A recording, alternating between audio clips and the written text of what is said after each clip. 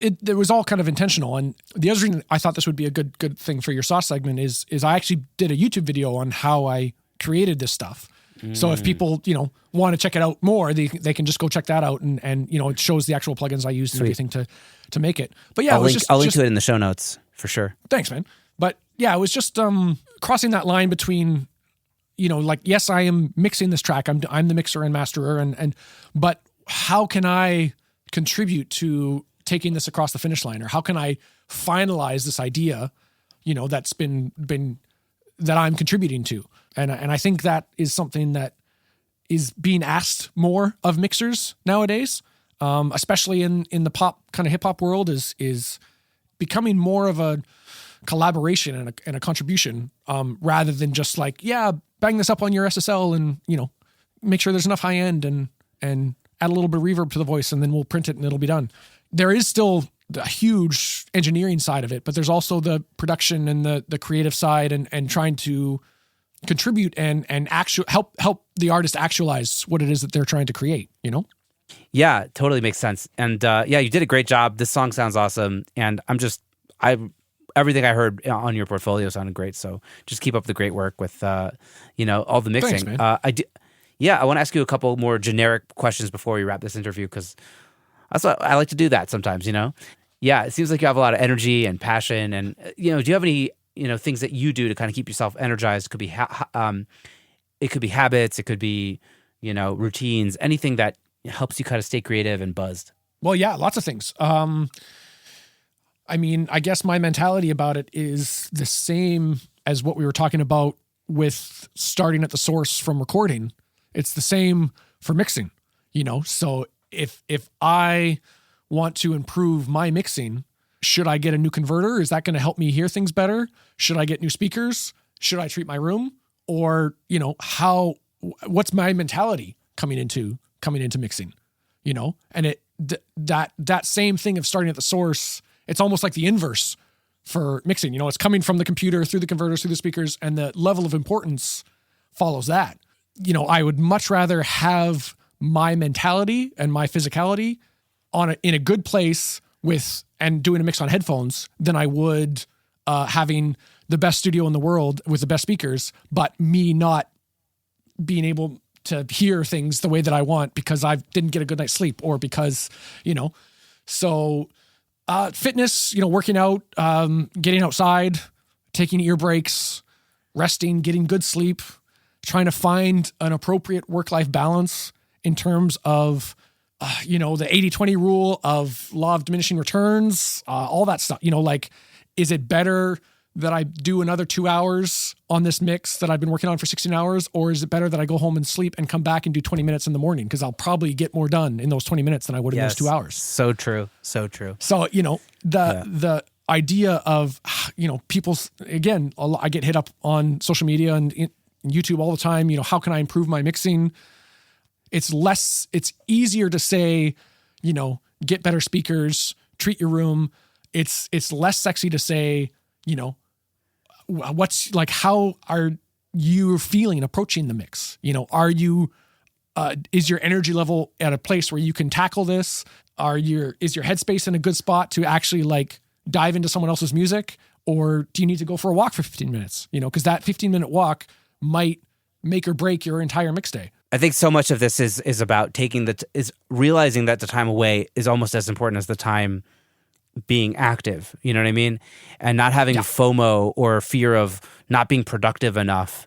It's something I struggle with. Is like, I just feel like I need to always be productive because I grew up in, a Jewish household in New York, you know what I mean? Like, or just in America or whatever. But, I've been taught my whole life, be productive, go do this, you know what I mean? And sometimes like not being productive is the best thing you can do for your productivity. It's like, they say even with bass players, right? Like sometimes the notes, the space in between the notes you play is more important than the notes you play, right? Like 100%. Yeah.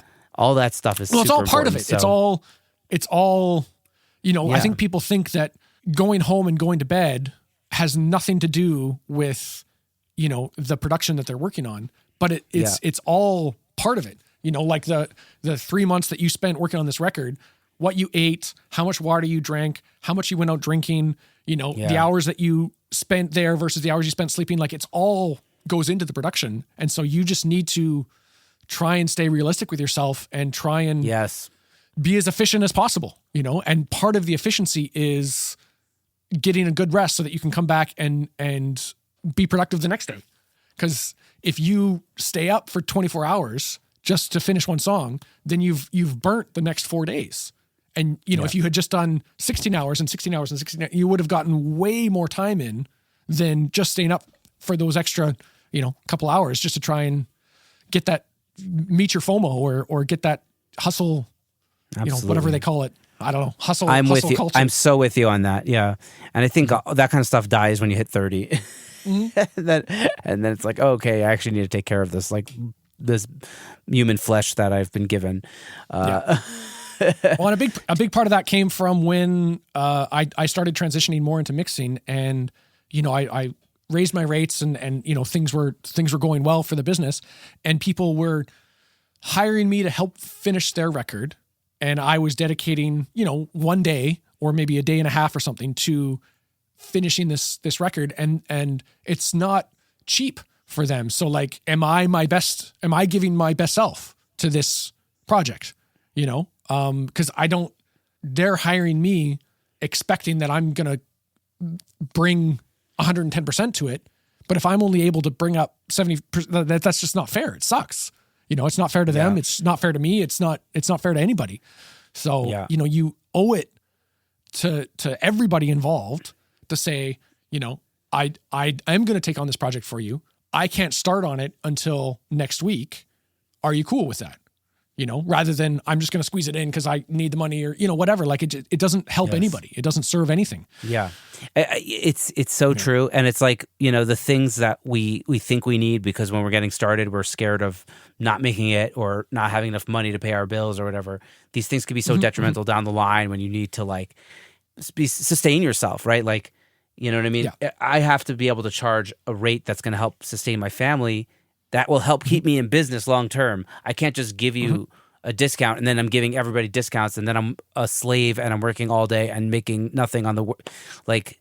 There's a reason why you have to charge more, and that's because you owe it to yourself to stay in business, and you owe it to your artists that you're working with that you stay in business for them also. You know what I mean? Yeah. So it's there's a reason why price has to go up at some point, and I'm still working on that stuff, but it's tough, man. That's it's one thing I've struggled with my entire career is I'm known as a nice guy, friendly, like I want to help out. I want to contribute. I want to add value to a project. I always want to over deliver, to the point where sometimes I work on things too long, but Guilty.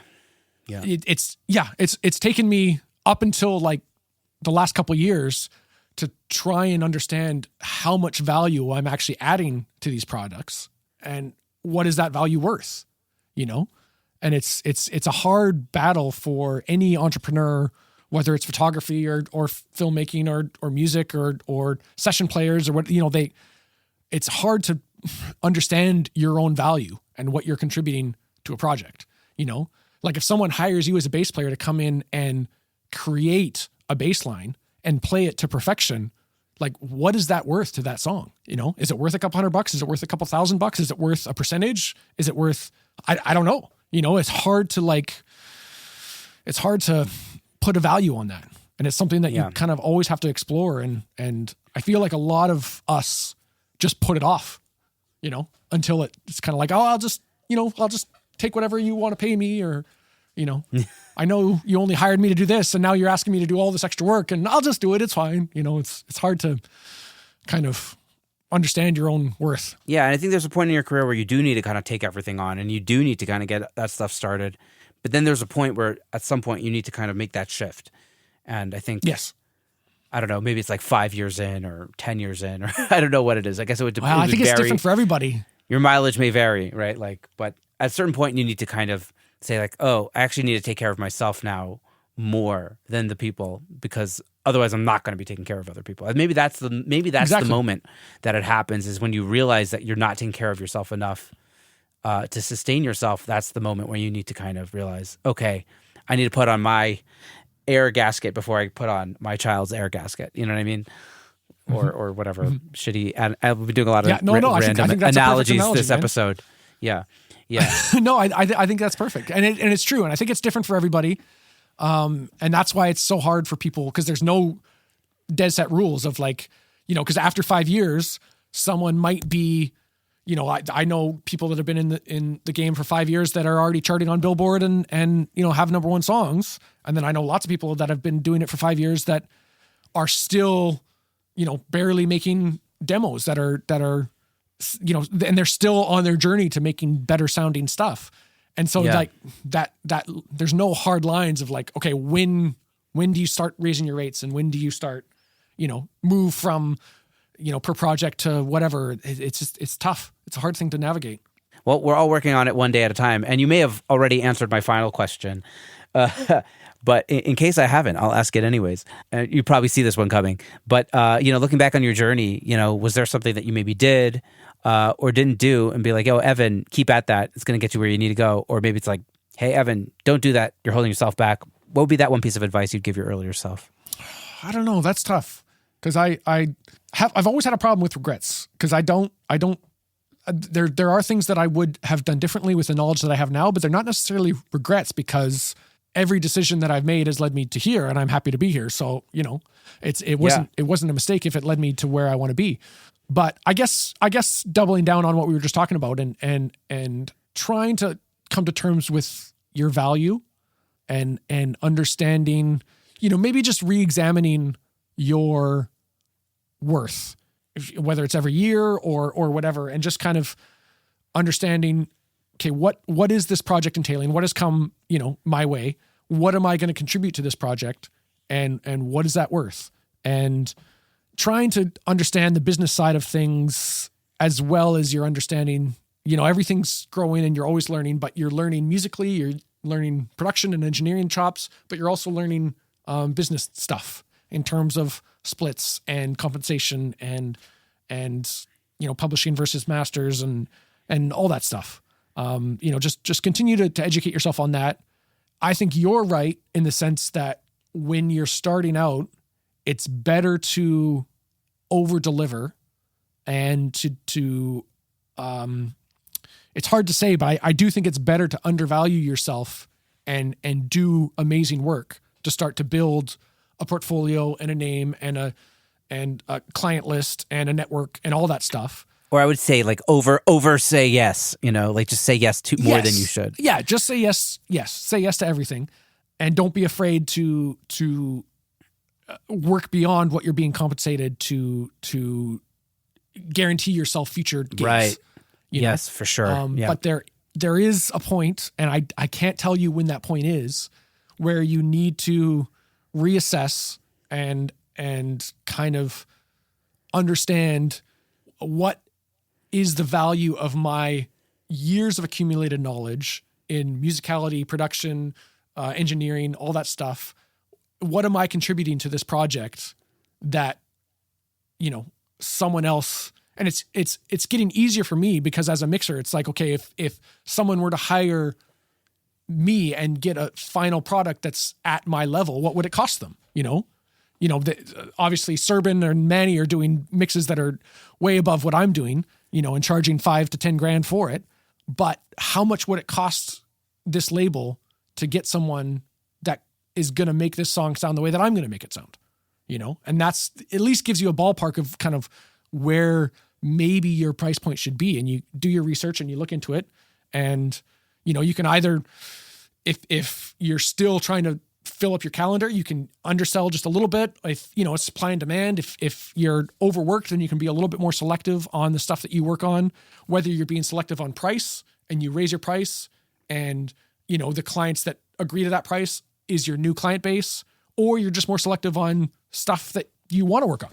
You can kind of say, I'm going to keep my price where it is, but I'm just going to be a little bit more choosy about what I actually pick, because my calendar's full and I only have so much time, and so I'm going to pick the projects that excite me and I feel like I could vibe with musically. Awesome. Those are really good words of wisdom. Stuff to think about as you price yourself and go about this journey of freelancing and entrepreneurship that we somehow have embarked on crazy. accidentally because we love world. music. Absolutely. Well, yeah, Evan, this has been really, really awesome. Great chat. Great to chat with you. Great to meet you. And